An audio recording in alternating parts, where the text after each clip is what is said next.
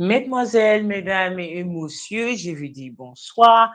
Je m'appelle Oufama Demote et ce soir, je suis avec LGBT sur LGBT TV Radio. You are listening to Elegbete TV Radio.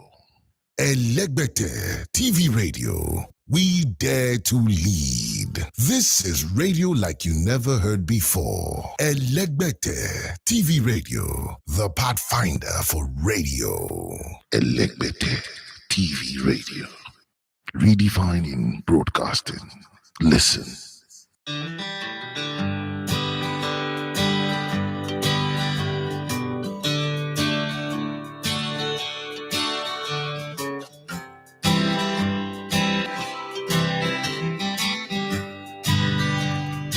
All right, guys, good evening and welcome to the Night Wheels on Elegbete TV Radio. We spent a whole 1 hour trying to fix a problem that is related to an upgrade.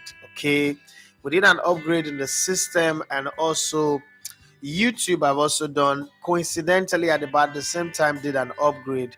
So whatever mic you're using, you have to indicate for it to be accepted on the system, and that's exactly what happened with us. I'm sure that you can hear me now. If you're on YouTube, you can hear my voice loud and clear. Initially, people on YouTube were not hearing us, and we have this problem that was crazy. I'm going to bank on my producer this time. Medkalija, can you hear me clearly? Just signify if you're hearing me by raising one hand up. Okay, so that's fine for me. I'm back. The show originally supposed to run from 9 to 10. We set up, we got ongoing, had about 19 people already on the show, but nobody was hearing what I was saying. So I am sorry. I'm sorry for everybody. I won't be surprised if I don't have a large turnout on the show tonight because 1 hour, in that 1 hour, we've set up 6 different live streams, and all of them was the same problem. Eventually, we found out what the problem was. It was a system upgrade that now requires that we do things different from how we used to do them.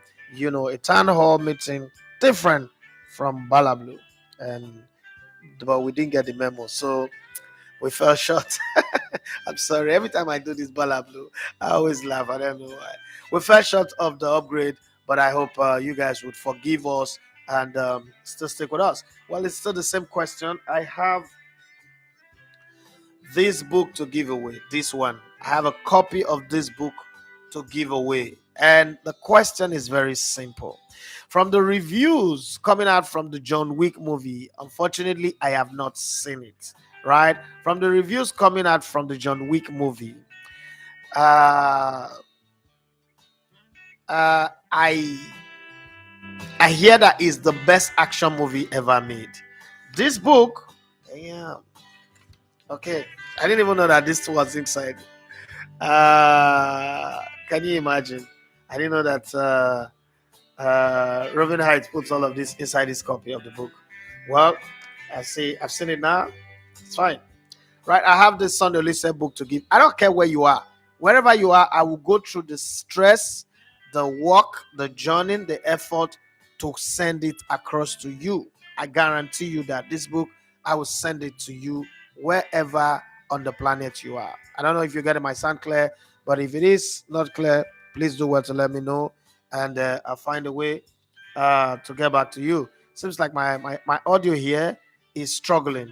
Okay, but the receivers are saying it's clear. So that's the gift, but I need the most creative story. So talk to me about the most exciting match that you've ever watched. It's very simple. They say John Wick Chapter 4 is the best action movie ever made. Okay, we ask you to tell us and our global audience the story of the best football match you ever watched. Okay, there is a gift for the most creative story. I don't know if we'll get enough people on the show tonight, but the greatest showman once said that it doesn't matter what the delay is, whether it's force majeure, if there is a window and an opportunity for the show to go on, the show must go on.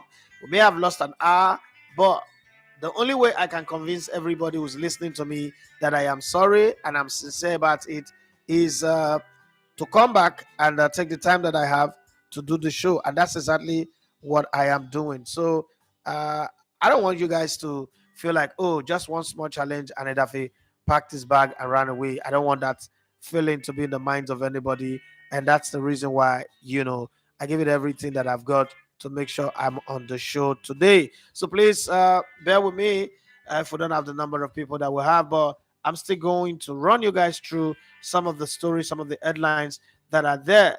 Yeah, remember yesterday I told you, okay, this morning I told you how the Spanish players were complaining about how Scotland plays. And that's shameful anyway.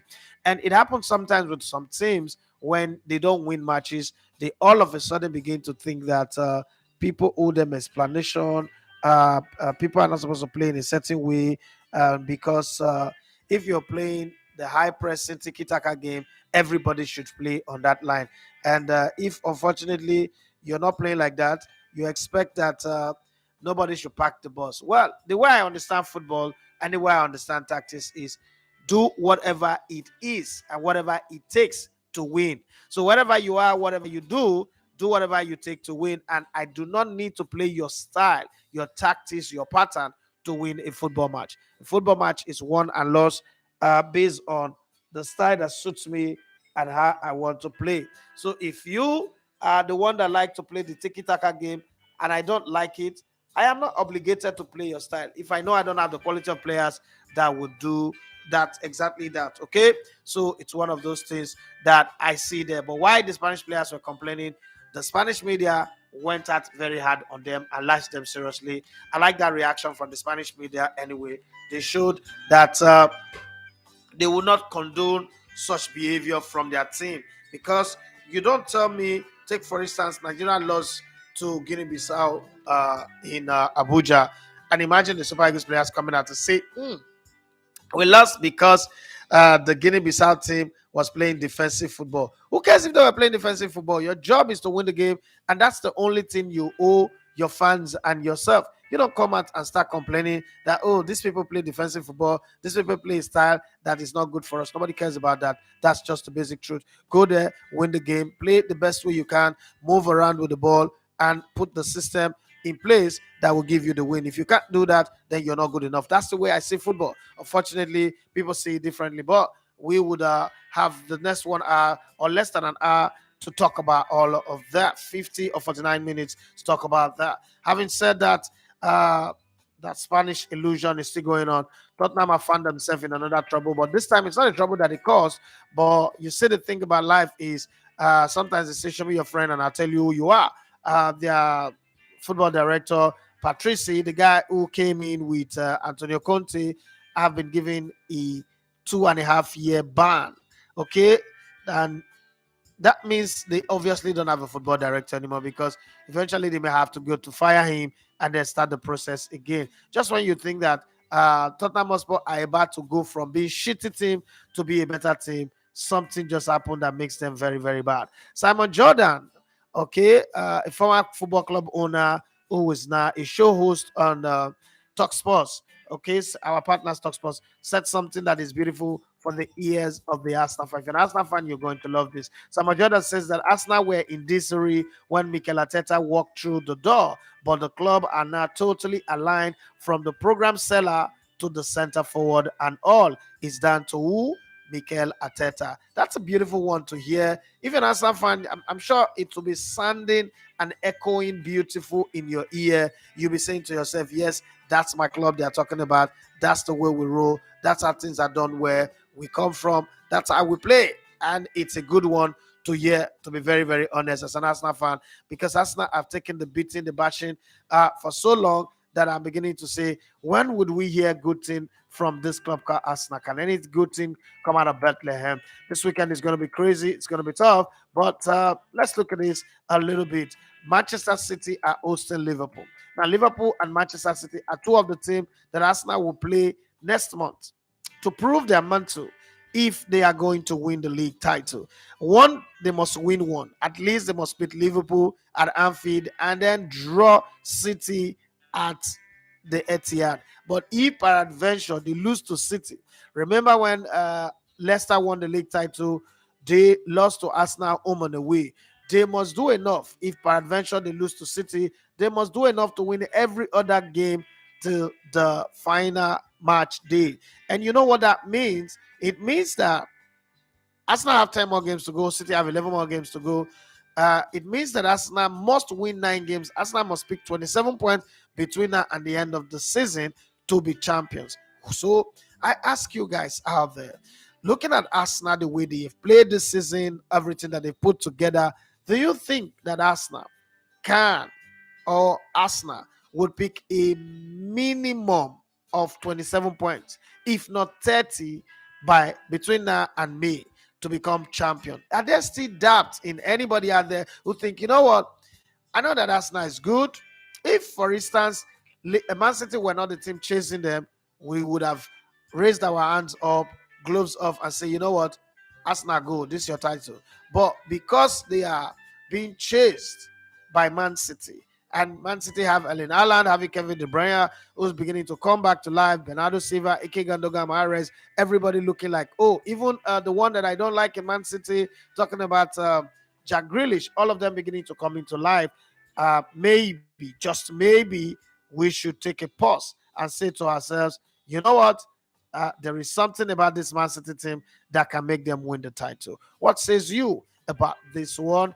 This giveaway would still be extended to tomorrow if we don't get the best stories we want to get. But hey, it is one of those things. When you have the kind of issue we had today, you should accept the fact that if you don't have the numbers that you expect to see, it's not really a problem. Because the truth of the matter is, at the beginning, by 9 o'clock, everybody was here ready to give their take. But I guess once that happened, we were going to be hanging on the wall and say to ourselves, okay, this is not what we bargained for, but this is what we've got. Okay, so let me take you through some football history. Some history that would excite you out of the many, many games that have been played. Maybe some of them you know, some of them you'll just be hearing about for the very first time.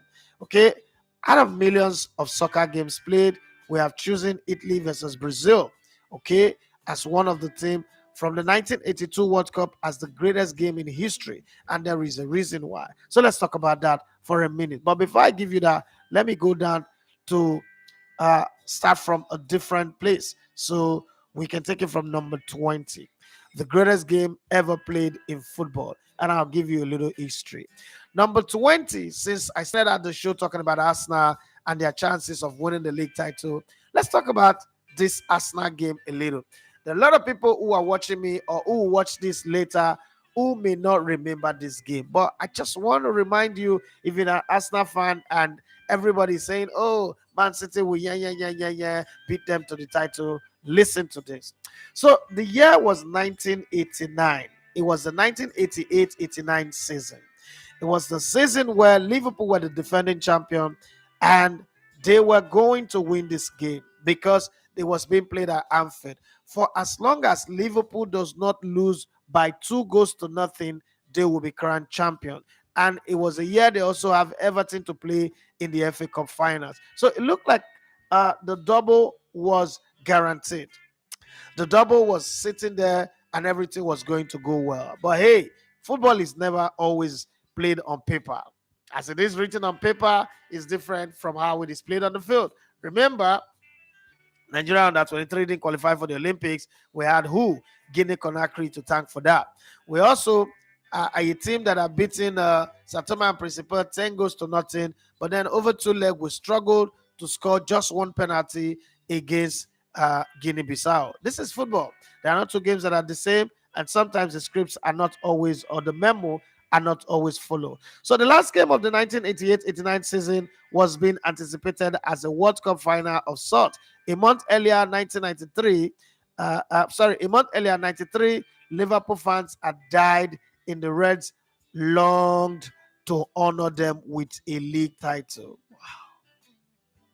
And remember, these guys, they died in Sheffield, and it was a game that the Liverpool team felt, you know what, let's win this game, win the title, and celebrate their death and make them feel special. Well, that didn't get to happen. They longed to honor them with the league title. Arsenal, 18 years without a championship, had to win by 2 goals in order to win the league. Liverpool held on bravely, but Alan Smith in the 15th minute and Michael Thomas in the 91st minute scored the goals that inspired a movie and a book. Now, let me pause. Arsenal have not won the title for 18 years. Right now, this season, Arsenal have gone 19 years without winning the title.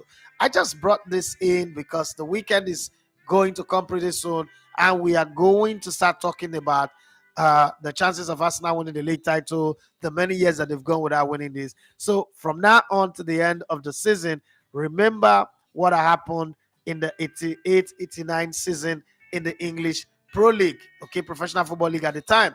The Premier League started in 1992, but that's how Arsenal became champion and it ended. Let's move further down to 1998. Okay, at 1998, the game that I pick is on my number 19 position.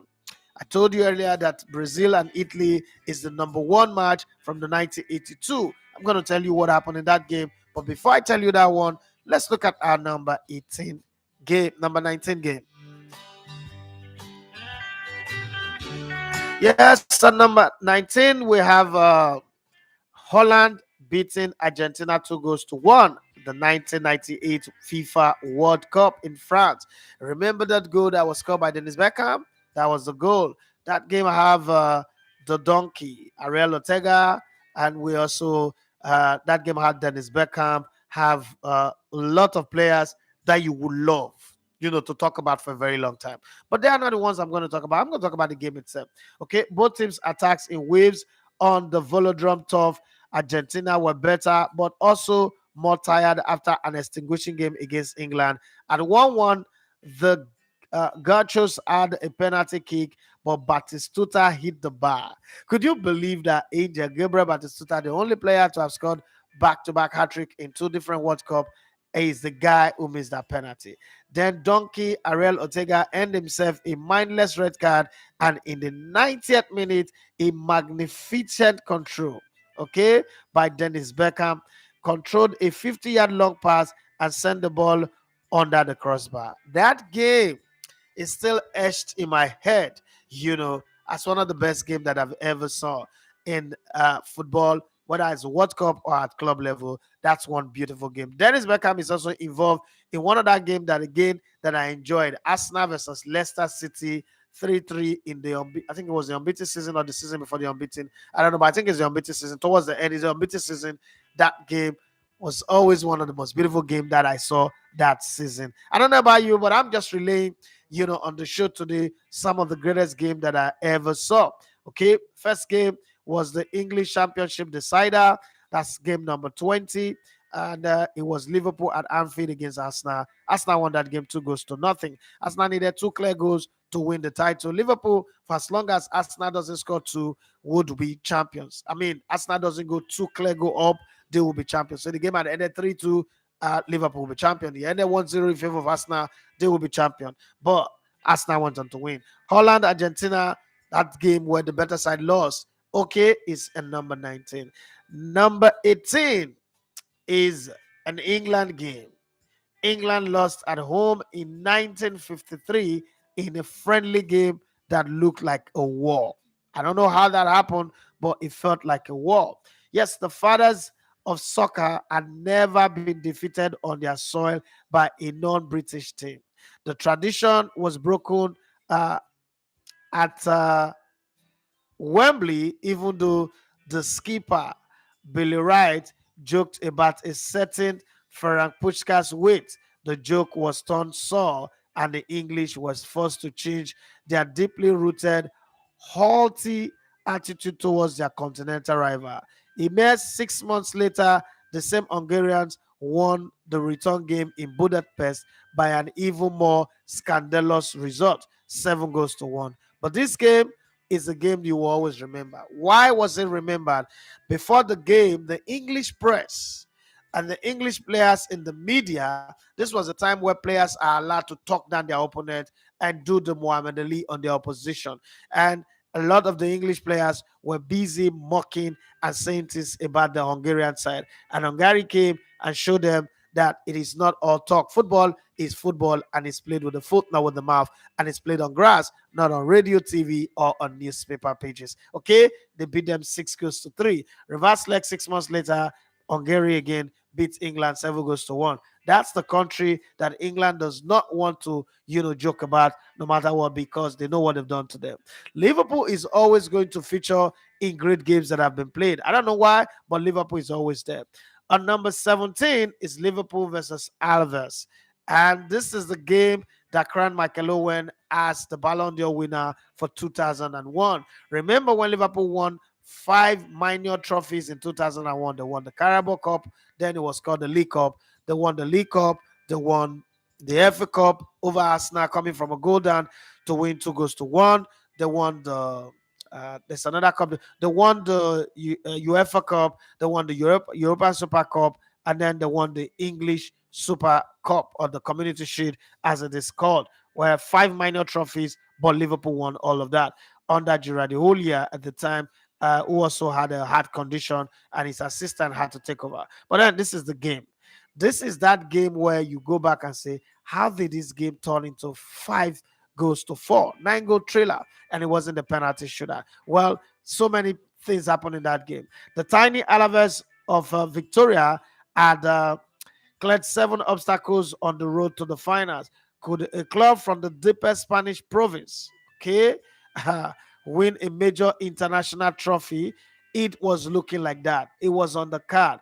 Liverpool led by 3 goals to 1 and fought to, but the Basque never surrendered. Finally, the thriller was decided by the first golden own goal ever, and the unlucky scorer at the Westfalen Stadium was Delphi Gelly. It was painful. You know why? Because Alaves was a team nobody gave a chance. They cleared the first order, they cleared the second order, went all the way to the semi-final. 7 teams have beaten the dust. And you could say to yourself, oh, Liverpool will bite the dust. But unfortunately, they played against Liverpool. Liverpool looked like, okay, they were ready for it because they were winning every trophy in their hand apart from the league title. But unfortunately, it didn't go to script, because in this game, Alaves gave it a fight. There was a certain Johan Cruyff's son called Jody Cruyff, who was a thorn in the flesh of Liverpool. After that match, Sir Alex Ferguson said, if this guy can do this to Liverpool, maybe compensation for him not winning the title, let's sign him. But then he came to Manchester United,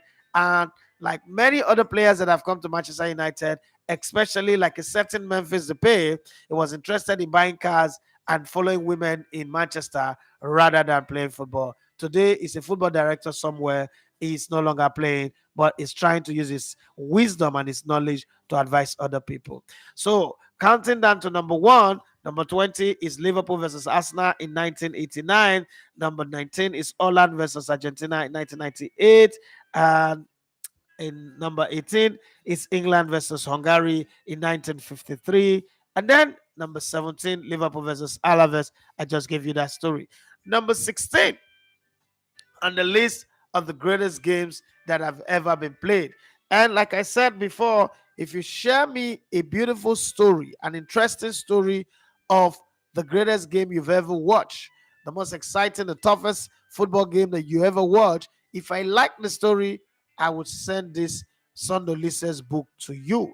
It's a beautiful read, and I could just be nice, extra nice. If I get really, really intoxicated by the story, I could just throw this book 1,000 times on the same road by China Asheru. Could throw this one among the books as well and send it to you. I don't care where you are, Maldives, Australia, the US. I'm going to take a gamble on that and try as much as possible to do that. After all, my friend and my brother, a wonderful guy by the name of Hybrid 10 on YouTube, bought a jersey and sent it to me all the way from the US. If somebody could make that sacrifice, I could also do the same thing, but the story must be captivating enough. If it doesn't, well, I will move on and go. I like the way I see my members, my people who have membership, when they comment, the way their name shows is different from every other person, and then they get a star in front of them. It's just a kind of a standard. It really does look good anyway. I like it. Congratulations to you, Adija Lafuma. Let me read some of the stories that they're talking about. Hybrid 10. Hybrid 10 said, I did your you just start or you don't finish. Well, Ina said, funnily enough, it appears you just started. Today I come late, you started early. No, actually, the show is 9 to 10, okay? But we had some serious technical problems today that have driven almost every of our audience out because we tried to start 6 times. YouTube had upgraded their settings. So when you start a live, now you have to pick where your sound will come from. So my sound normally comes from the console, not the computer. And before it normally picks it automatically. And we tried and tried and tried for 6 times before we find out that okay, you have to go and pick it, and it's a hidden setting. It's not like it is open, so we had to go to advanced setting and change it while we're setting up. But then it's good anyway because it makes the sound a lot clearer and crisper.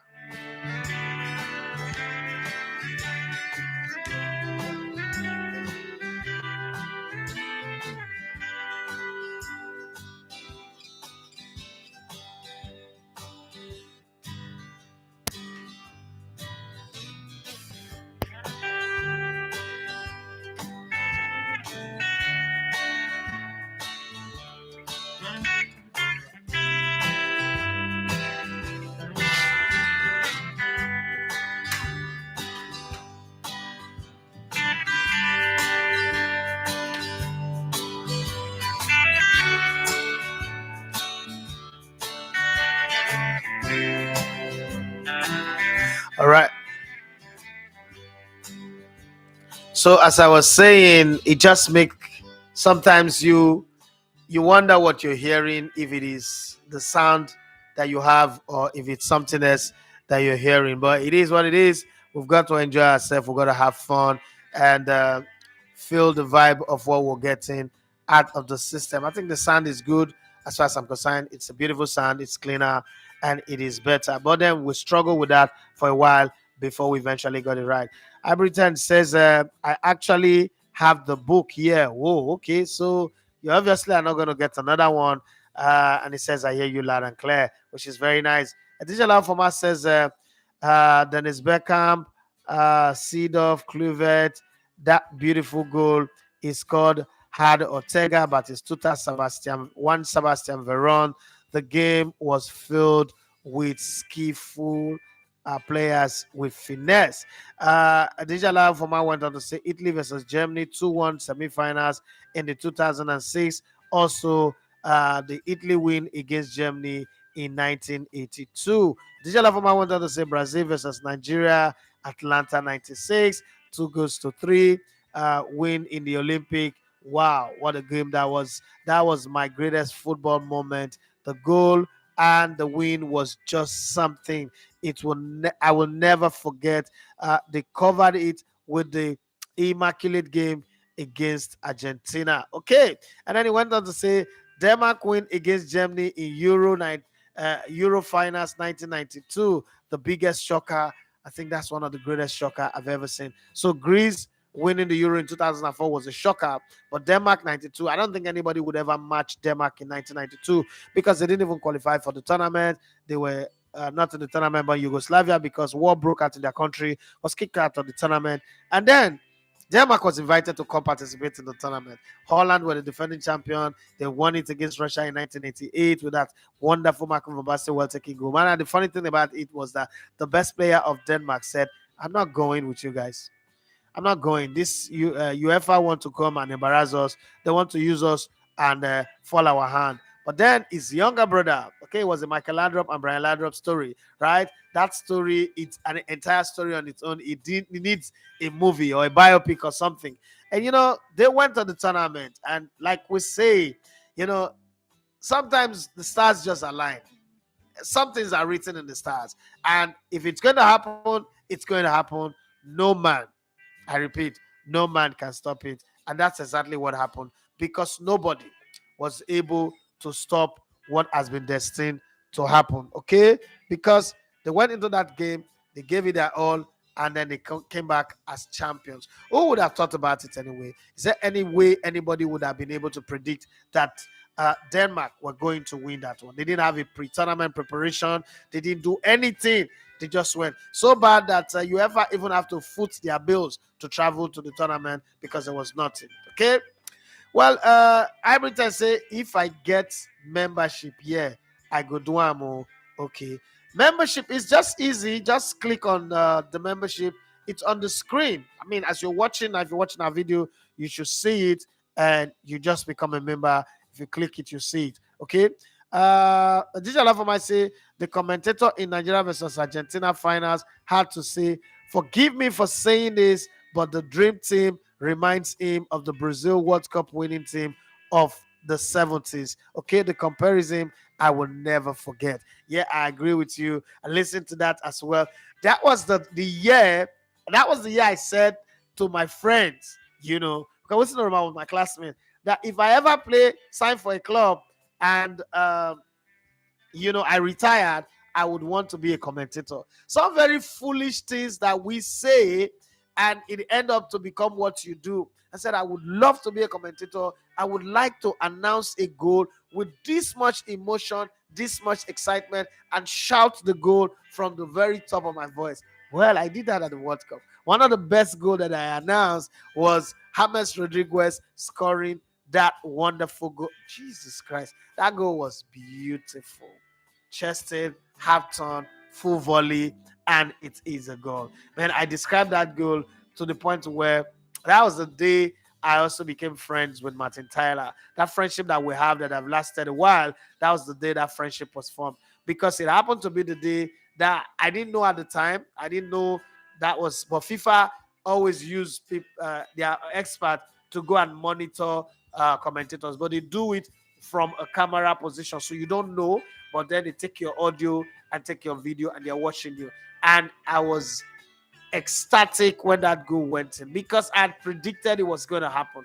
First off, I'd gotten the information. I remember breaking the news on Umbrella FM that James Rodriguez was going to Real Madrid and Alexis Sanchez was going to Arsenal.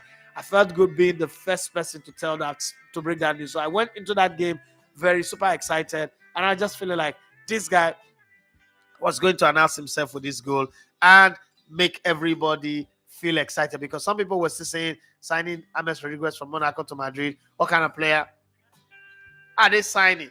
Well, he really did answer the question what kind of player he is, and it was beautiful. Right. Hybrid 10 said, to be honest, I wish the money can all go to you rather than you sharing it with YouTube. Now, YouTube own the platform. So that's Omonile money, right? They should take it. Eventually, it's like I told people say, oh, the money is so small. No. Let me explain that to you. And I did an interview earlier today. That interview should be ready tomorrow. I think it's something you people should look forward to. This money that comes from membership, this money that comes from super chat that people give to me, I'm not saying yet that I don't need it. That would be the most ungrateful, stupid, and most idiotic thing that would ever come out of my mouth. I desperately need it. I need to turn the studio around. I need to do a lot of things, and it takes money. And this is meant to be my source of income. Unfortunately, the money is not coming like that because the numbers are not rising like that. I wish my numbers can be doing what it has done this week that I went to the Super Eagles camp. I wish on a normal and a regular basis, when I put out video, and I feel very, very amazed anyway, because I put out hard work to do some videos and it doesn't get the numbers. I go to Super Eagles camp, I use my phone to just video people, no proper interview, no proper camera angle, and you're seeing 20-something thousand views. And I'm saying, these same people, we're on a day. Why don't they watch the good video that I'm putting out? 2 videos that are going to come out this week. The video of the female referee and the mother. Now, the reason why I did that video is hopefully somebody will see it, have a good heart, and say, I want to donate money for this woman or this girl. I just really want to use my channel to impact that girl. She helps her mother to sell in the stadium, and then she'd pick up the job to be a referee. She's 19 or so. She's a young girl. She's hit all the grades at state level. It's now hopefully that the FIFA badge will come and she'll become a FIFA referee. That's what we're also praying for her. And I thought this was an opportunity for me to put her in the spotlight. And I'm doing that. I'm also hoping that a kind-hearted person will watch the video on the channel and say, hey, please help me contact this person. let her send me her account number. Let me just bless her. Those are some of the things that I want to achieve with my work. Having said that, do I need money? I desperately need money. I mean, buying fuel, paying for data, paying, upgrading equipment is not as easy as people think. But you see, if you want to do this job, you must have a big heart. You must be ready for it, and you must be willing to make the sacrifice that will take you from point A to point B. Eventually, people will start seeing the growth that you're making, the progress that you're making, and then they will buy into whatever it is you're doing. So, if I also felt like if I make the membership too expensive, let's say for somebody was saying I should have made it 10, 15, and 20,000. If I make it like that, not too many people would be interested in it. So I have to be as considerate as possible to rather get more. And talking about the interview that I did earlier today, I want if the interview comes out, if you watch it, please do well to drop a comment on it. Someone that I'm trying to convince the Nigerian football system to bring it to Nigeria to help us work with our league clubs and help the league to grow. I just hope that we would see the need for it, because we can keep talking about the growth of our football. If we don't bring in the people who have the technical know, have the knowledge, the ability, we just might be making noise that will not hit the height that is supposed to hit. Well, as we continue, let me read some of the comments. Ibriton say Sunday Umba's goal against Ivory Coast. That was the 78th-minute goal in that 2-1 win. That goal was beautiful. And then he said Nigeria versus Ivory Coast in Tunisia 94. Oh, Basoli, Joel Tehe and Basoli, Benedict Iroa and Okocha combining to score that goal. And then the game went into penalty. And the dramatic thing about that game was I was watching that game in Warri, in a place called Okomagba Avenue. Rain was falling in Tunisia and rain was falling.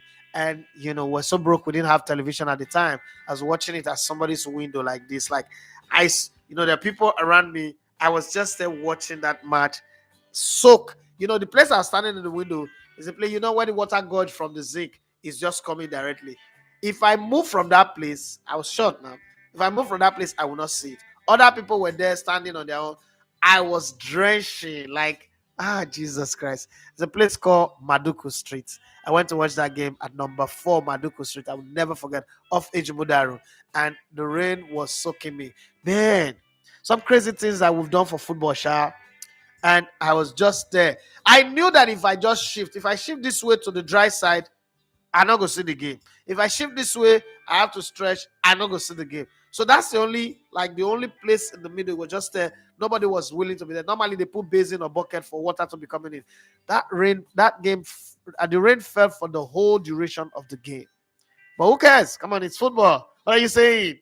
Like, what would you not give to watch that kind of football? Nigeria playing Cote d'Ivoire. They were our arch rival at the time. Cote d'Ivoire and Ghana were the team that we want to beat at all time. And this was 94. Think about it. Nigeria and Cote d'Ivoire were in the same World Cup qualifying group. They beat us 2-1. They were the ones who made it difficult for us not to qualify straight away. We now needed to go draw in Nigeria on the 8th of October 1993. So we beat them here. Agbani Barre was in goal. The late Wilfred Agbani Barre. We beat them 4-1. And then we went to Cote d'Ivoire at Sobeni, and they beat us 2-1. So, meeting them again at the Nations Cup the following year. Oh my God, what are you saying? Oh my God. See, if hail was falling that day, I go stand on my head better break. I go stand under that his storm. I watch the game because it was more like a once in a lifetime opportunity. This is now when my kids will sit down and stretch their leg and be flipping channel from Netflix to Amazon Prime to Showmax to whatever to YouTube on TV. Hey, who born me now? We get TV. What are we? What it will be? TV care. Hey, what for you? Television. Alama. This TV. So enjoy the game, and it was nice. Tunisia 94. It was nice to see Nigeria beat Cote d'Ivoire. And then we went to go and play Kenneth Malutoli and the rest of them up front in the finals, and we still be there. Emmanuel Amunike, I've never stopped respecting Amunike because that win was beautiful. And then 2 years later again, Emmanuel Amunike scored the winning goal. You've forgotten that too. He scored the winning goal to give us the African Cup of Nations, and then he scored the winning goal to give us Olympic football gold. Emmanuel Amunike, now you be the man. Yeah, that was beautiful. Edisha Lavoma say, yeah, I wish so. This is a great initiative to get consistent contribution uh, uh, you know, it will come eventually. Contribution host, okay. DJ Lavoma said the money no small. Oh. If we reach 100,000 people and they pay monthly, it will be great. Okay, we will start small, small. Yeah, obviously, I get excited when I look at the numbers that we have achieved coming from where we're coming. I mean, over 11,500 subscribers that we have now. I mean, do you know how many people? There are experts in the industry who told me it will never work, especially for sports. If I was doing maybe politics, I was interviewing big politicians, that would be easy. You know, people, when I first started, I remember people telling me, go and look for Bayagba, interview him, go and make friends with Dino Malaya and interview him. But I always say to people that, look, I want my channel to be an honest channel. Why would I frolic with people that in my heart of heart I consider part of the people that have destroyed the nation, use their political office to drain the nation, and I put them on my channel just so that I make money? Would I not also be responsible for destroying the nation because I'm celebrating people who destroyed the nation? Like this is another, like I'm creating another Aviation, right? Another Aviation magazine. I'm not trying to shit or rain on the parade of the great and legendary Dele Momodu. But I just felt like Ovation celebrated people who were not really good in society, who had no, like, not all of them anyway, but some. I just felt that some of them were just bad people, but Ovation made them beautiful, make them look good, and everybody just felt they were good. That was my opinion at the time anyway. My opinion changed right now. I don't know if my opinion have changed anyway, but that was how I felt at the time. And this for I say, wow, your channel is full of grease. Thank you very much. Hybrid 10 says, Edafe, I can pay for your data. Just send me your number. Thank you very much. I am grateful for that. And then DJ Lafama says, enjoying the cruise this night. Thank you very much. Every time say wow. Yes, I'm sure you're saying wow to the rain that I stood under. I'm sure that's why you said that. Wow. Yes, it was what happened. I always tell people that I don't know. I still would have worked well with my engineering certificate because of the community that I come from. Worst case scenario, I'll be somewhere in Escravos right now working, or probably working on the vessel. I'm not sure I would have lacked work because I have a degree. And because of that worst case scenario, if I'm not working in the sea, working in Escravos, I will be in NDDC. That's for sure. Like, because my community, the two community that I come from, would definitely make it possible for me to get a job. I mean, the late Senator Fred Brume is my mother's uncle, and he's from Egini. Come on, what are you expecting? They would say, this is our son. Go.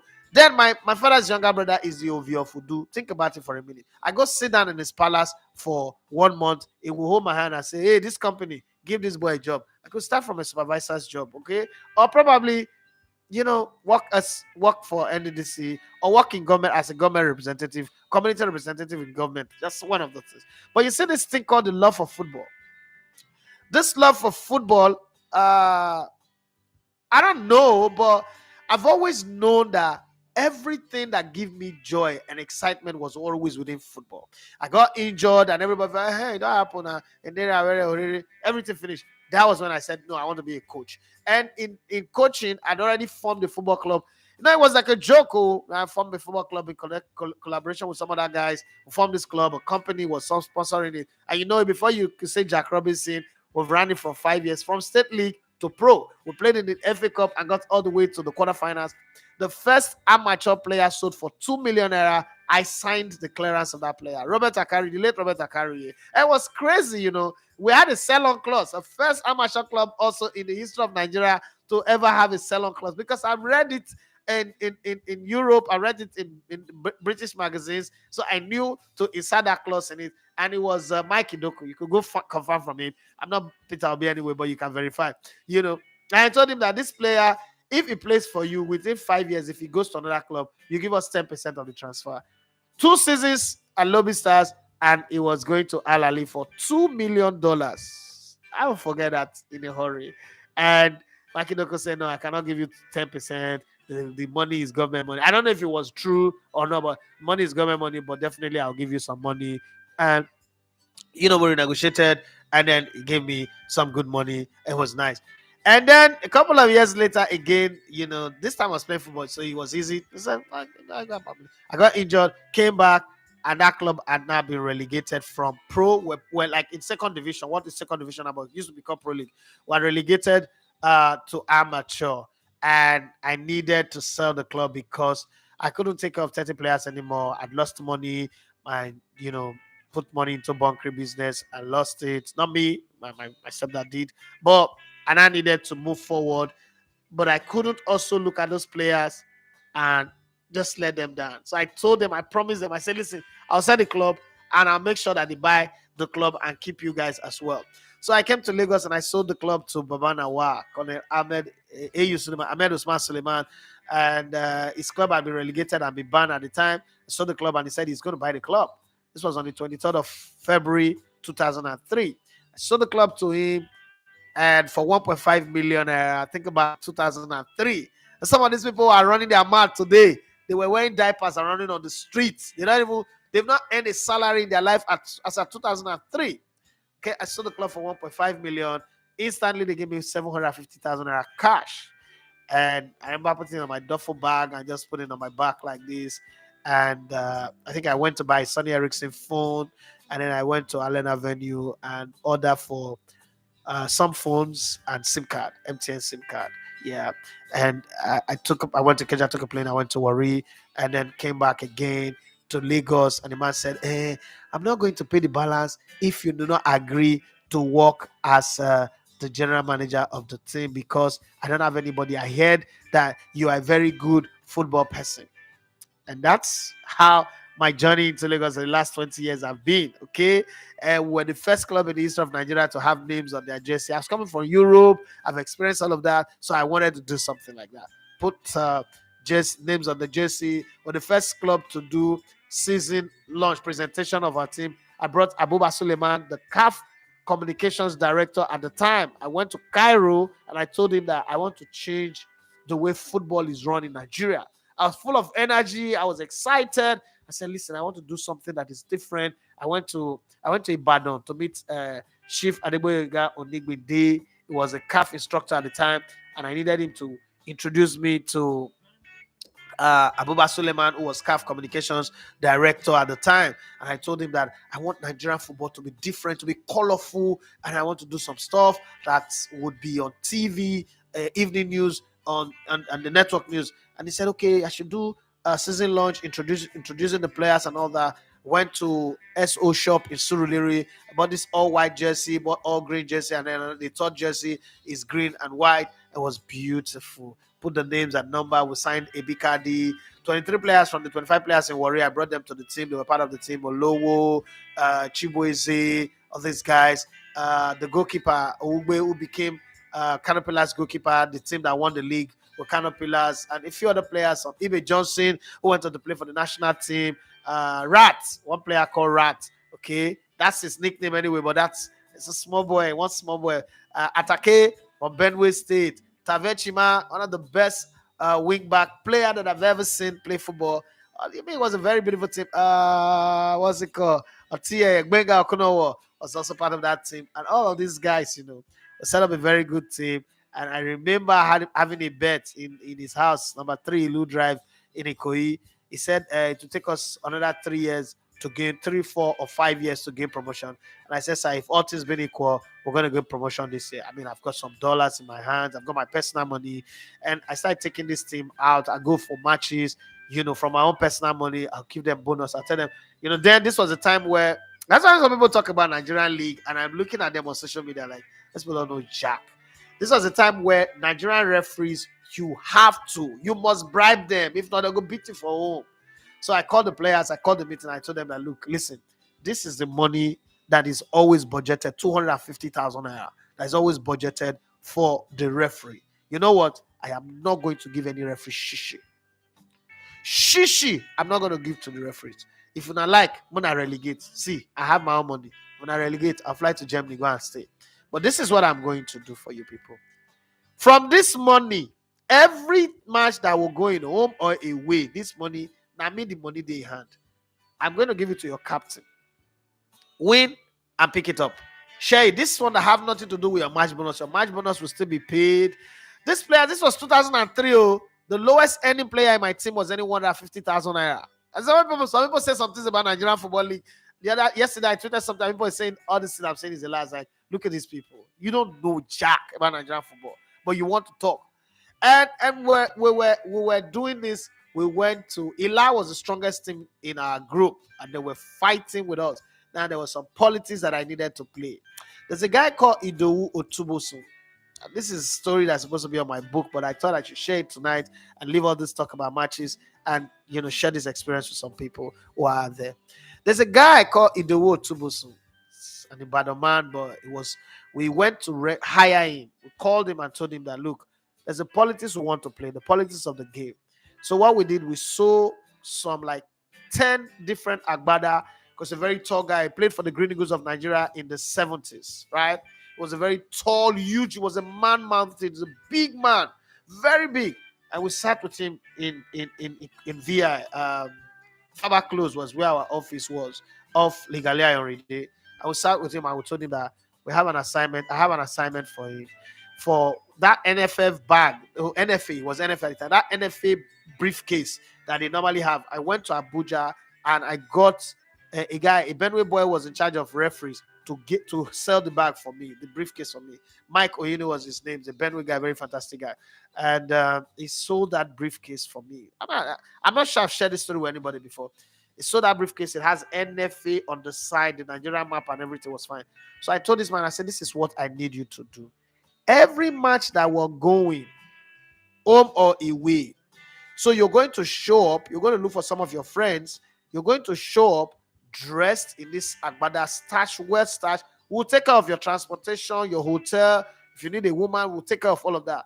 But I will not give money to any referee. So when you show up for the pre-match meeting and say you are the assessor from the NFA, and you've been told that some people want to play hanky-panky. This match is not on TV, so even if you come on this game and you go to the next game, they will not know. Okay, there are different referees that are coming. And so this guy shows up in our match, and he's even attacking us. Hey, sir, who's this small boy? Are you a player or you a coach? Why, sir? I'm the manager of the team. Say, hey, really?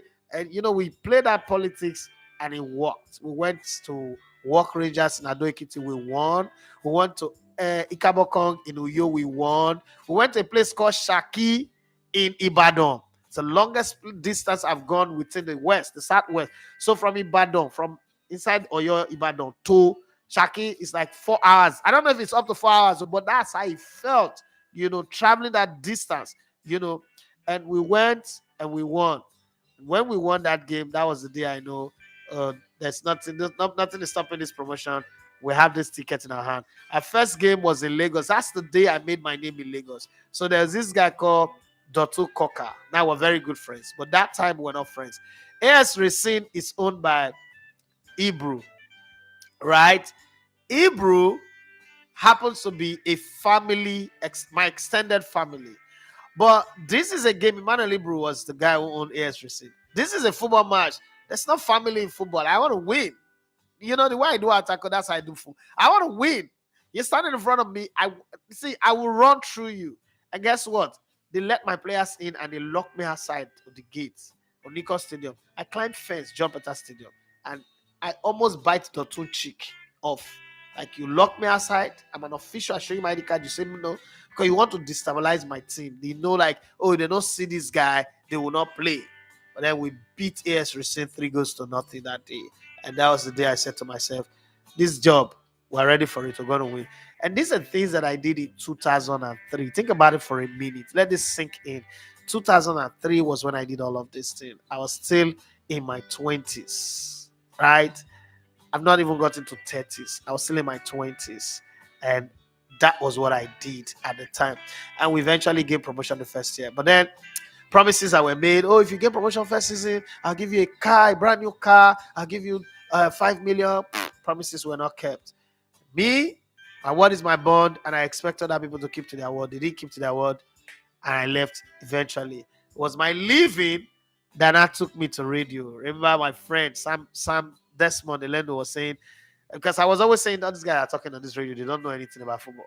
And it pisses him off. Like, how dare you say the holy grail of sports radio, sports broadcasting in Africa? They don't know anything about football. Who are you? this useless worry boy. That's what I used to say. And it's cutting in my house, oh, but it will become my friend. He's like, what are you saying? And I said, if I get on this radio, Sam, if I get on this radio, nobody would ever listen to any other person again but me. And he said, I'll bet my life you're not going to even fit me come into the radio station. And a worry boy who know himself, you can't dare me. I was like, okay, this is going to be the only job I'll do in my life. I'm not going anywhere again. I'm not traveling. So I went to, I think it was as a premier, it was May. So I traveled to Switzerland. I went to Geneva to go see my girlfriend, okay, Kali. And then I stayed for 3 weeks, and then I came back. And I was like, okay, I'm ready for this shit. But it wasn't as easy as I thought. Radio wasn't as easy as I thought. I went for the audition the 29th of July. Bobby, the comedian, was also there for that audition. We both didn't make it.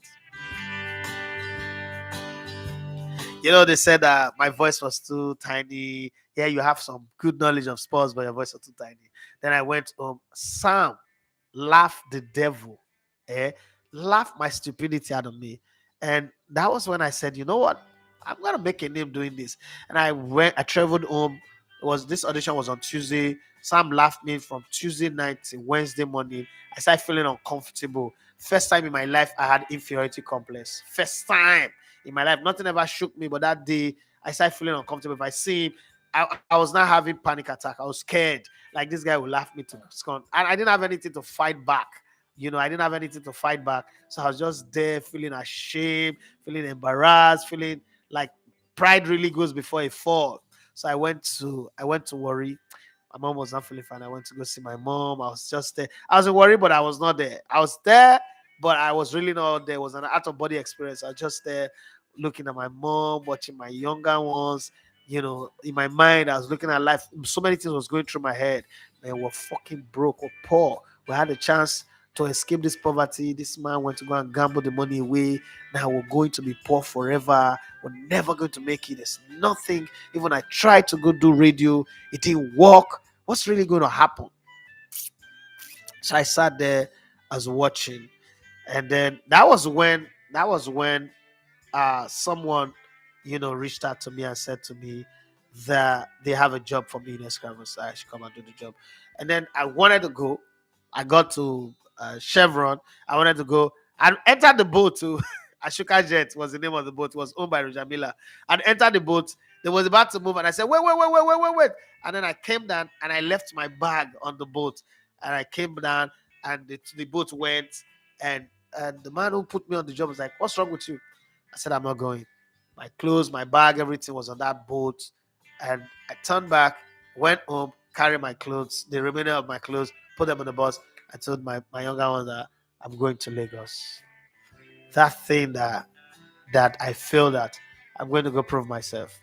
The rest, as they say, is history. Yeah, I'm not going to read any sporting story today, but I felt I should just share that story to you guys and let you know where this guy is coming from. It's not been an easy journey, but I'm the guy who doesn't quit on myself. Imagine if I gone to Escravos that day, all of these things that I've achieved, helped Nigeria to win an Olympic bronze medal, push the barrier, change the way coaches talk, the way they dress, so many things that I've been able to push, maybe it would not have happened. But that's life, That's life.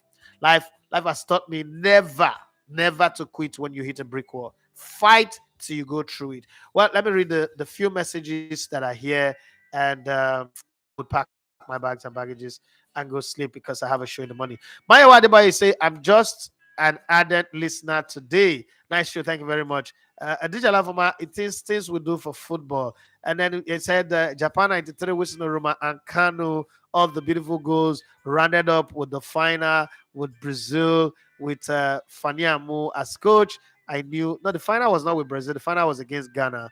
We played against Ghana in the final. I knew from there that they will be great players. All right. And Dijala Ufoma said, I mean, Ghana in the finals. Okay, we beat them 2-1. Yeah, you're right. I pretend say your story is very inspiring. Thank you very much. Dijala Ufoma said, wow, Benga Okonowo, this is interesting and inspiring. No, not that Benga Okonowo that went to Brazil, to Barcelona. This is Benga Lawani, but we used to call him Benga Okonowo. Benga Lawani.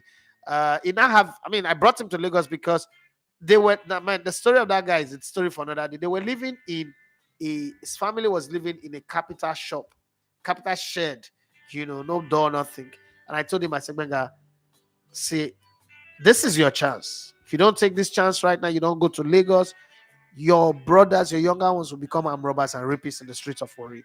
They are from Ulaje. They are not even community people that will get a community job. I said, take this chance. I don't know what's on the other side of the door, but let's go. I don't even know for myself what's going to be on the other side. But I have a chance to get a job here if I come back. If Lagos doesn't work, I can come get my job. But there's no chance. This time is cast. Warri don't cast because of the 99 crisis. Today he is married with kids. He have a house in Lagos. That's a story that I always look back. Every time he sees my wife, he tells my wife that your husband is older than me, but he calls me bros. He said, your husband made me who I am. That for me is my greatest achievement in the world of football. Even like Benga's story is always something that when I think about it, I feel very, very good. Every time I say you have a great library of stories. You have made a difference with your life. I hope to meet you in the flesh soon. It was an honor knowing you. Thank you very much. DJ Lavama, he said you be strategist. Very interesting stories. Oh, you too sabi, smart, your head strong. And then the rest is history. Very captivating. Every time say thank you for sharing, and it is a privilege to have joined you on the journey. Thank you very much. I need to pack my bags and baggages and go and sleep. God bless you guys for joining me on the show tonight. Tomorrow it's going to be from 9 to 10 in the morning and 9 to 10 in the evening. Sorry for all of the inconveniences I caused you all, but it was good. Eventually we got the show to start. Thank you. God bless you and have for yourself a wonderful and amazing evening. You guys are the best anybody can ever have. Do well to subscribe to my YouTube channel if you haven't. But then if you have, sing the song, tell the story of this channel to people. We're headed somewhere. I can convince you that we're headed somewhere. And you guys will be proud that you trusted me to follow me on this journey. That's all I can say right now. Well, have for yourself a wonderful time. Bye-bye.